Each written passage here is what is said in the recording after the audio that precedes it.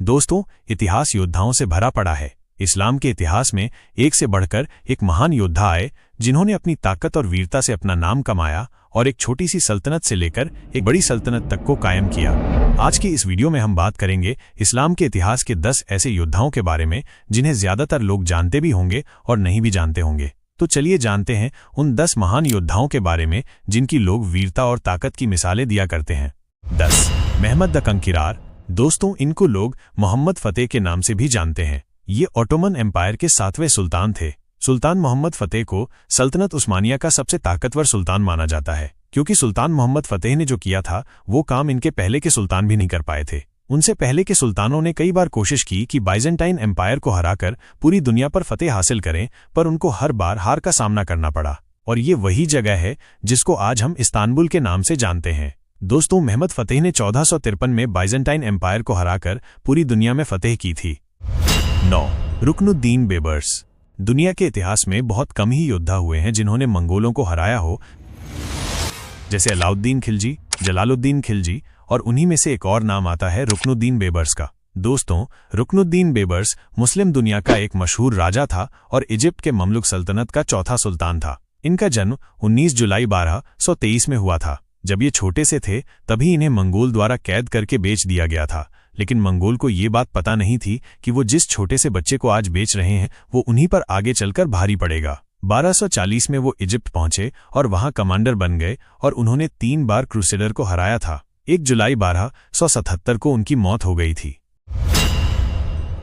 दोस्तों, 8वें नंबर पर हैं अर्तुगरुल गाजी, जिसे आप, हम और आधे से ज्यादा दुनिया जानती है। 1188 में जन्मे अर्तुगरुल गाजी ने अपने छोटे से कबीले को मंगोल और स्लाविया के कहर से बचाया था। अर्तुगरुल गाजी जिस दौर में जन्मे थे वो दौर मुसलमानों का काफी बड़ा दौर था, लेकिन अर्तुगरुल गाजी ने अपनी ताकत और अपनी वीरता के दम पर उस्मानिया सल्तनत की नींव रखी थी, जिसकी स्थापना उनके बेटे उस्मान गाजी ने की थी। सल्तनत-ए-उस्मानिया ने 600 सालों तक राज किया था। इस्लाम के लिए लड़ाई लड़ने वाले अर्तुगरुल गाजी ने बहुत से इलाकों पर फतेह हासिल की थी। 1280 में वो इस दुनिया से रुखसत हो गए।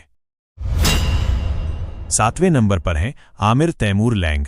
आमिर तैमूर 14वीं सदी में तुर्क और मंगोल कमांडर थे और ये अपने वक्त में पूरे एशिया और मुस्लिम दुनिया का एक महान मुस्लिम योद्धा रहे, जिसने लगभग 19 साल के दरमियान ईरान, इराक, सीरिया, टर्की और हिंदुस्तान के कई राज्यों पर फतेह हासिल की थी। अमीर तैमूर ने अपनी जिंदगी में एक भी जंग नहीं हारी। उन्हें अब तक के सबसे अजीम जनरलों और रणनीतिकारों में गिना जाता है।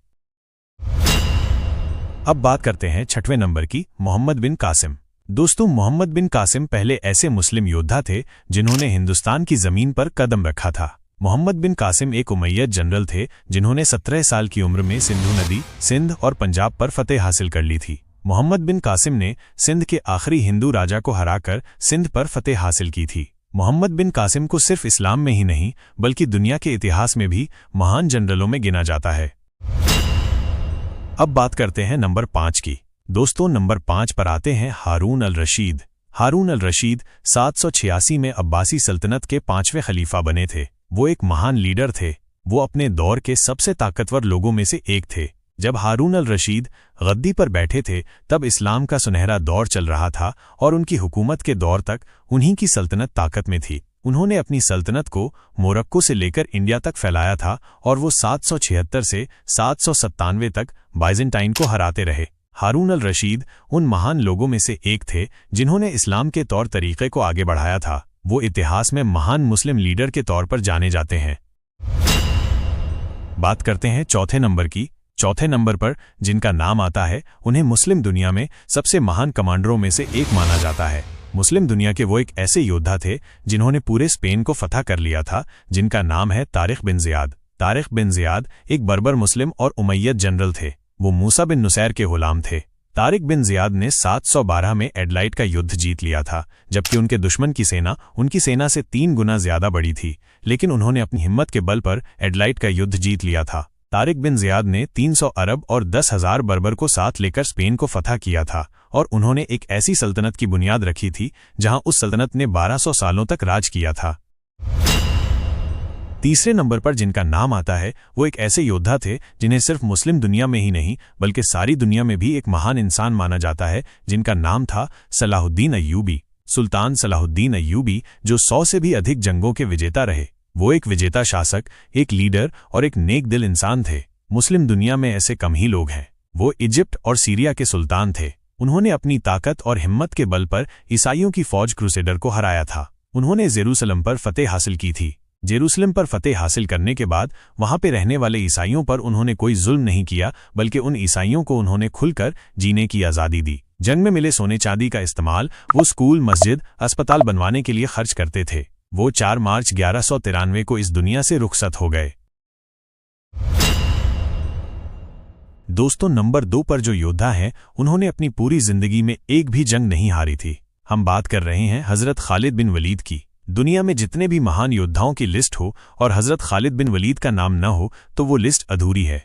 खालिद बिन वलीद वो योद्धा हैं जिन्हें हजरत मोहम्मद सल्लल्लाहु अलैहि वसल्लम ने अल्लाह की तलवार का टाइटल दिया था। हजरत खालिद बिन वलीद ने अपनी पूरी जिंदगी में 100 से भी ज्यादा जंगें लड़ी थीं और उन्होंने एक भी जंग नहीं हारी थी। एक जंग के दौरान उन्होंने 9 तलवारों को अकेले ही तोड़ दिया था।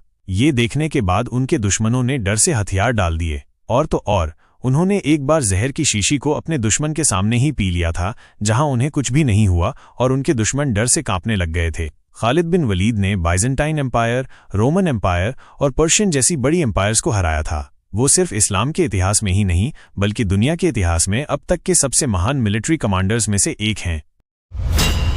अब आते हैं नंबर 1 पर। नंबर 1 पर जो योद्धा हैं, दुनिया उनकी वीरता की मिसालें देती हैं। इस्लाम के चौथे खलीफा और हजरत मोहम्मद सल्लल्लाहु अलैहि वसल्लम के चचेरे भाई और उनके दामाद हजरत अली रजी अल्लाह हैं। ये इस्लाम के लिए जंगों में प्रोफेट मोहम्मद सल्लल्लाहु अलैहि वसल्लम के साथ कंधे से कंधा मिलाकर लड़े। हजरत अली की वीरता और ताकत का अंदाज़ा इसी बात से लगाया जा सकता है कि उन्होंने जंगे खैबर में लश्कर के मुखिया मरहब को हराया था। मरहब एक बहुत बड़ा पहलवान था जिसकी ताकत से अच्छा खौफ खाता था, लेकिन हजरत अली ने पहलवान को शिकस्त दी और तो और उन्होंने खैबर के दरवाजे को ढाल बनाकर दुश्मनों को हराया था। तो दोस्तों, ये थे वो 10 महान मुस्लिम योद्धा जिनके बारे में हमने इस वीडियो में आपको बताया। आपके हिसाब से ऐसे कौन कौन से मुस्लिम योद्धा हैं जिन्हें हम इस वीडियो में शामिल नहीं कर पाए, तो आप हमें कमेंट्स करके ज़रूर बताएं।